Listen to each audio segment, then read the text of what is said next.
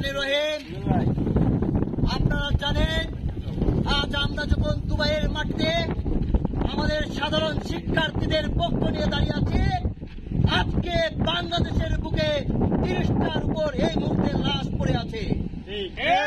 আপনারা জানেন, এই স্বৈরাচার সরকার ঘোষণা করে প্রত্যেকটা ছাত্র আন্দোলন যখন ছাত্ররা সাধারণ দাবি নিয়ে রাস্তায় নামে, এই সরকার, অবৈধ সরকার ছাত্রদেরকে রাজাকার বলে উস্কিয়ে দেয়।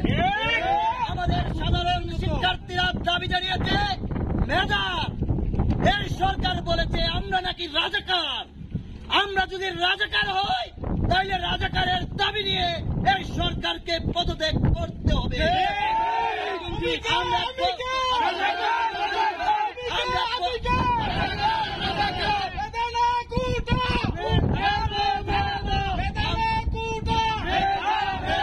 বলতে চাই ভাইরা, আপনারা বাংলাদেশের সকল শিক্ষার্থীরা দলমত নির্বিশেষে রাজপথে এসে এই স্বৈরাচার সরকারকে বলে দিবেন আবু সাঈদ আমাদের ভাই ছিল।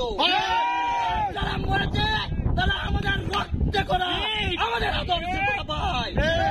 আমরা বাঙালি, আমাদের পরিচয় বাঙালি, আমরা রাজাকার না। আমরা স্বাধীন বাংলায় পেয়েছি, আমরা স্বাধীন বাংলায় কোন অবৈধ সরকার থাকতে দেব না। আমরা বলতে চাই, এই অবৈধ সরকারের মাটি, এই জালিম সরকারের মাটি বাংলাদেশের ঘাটে হতে পারে না।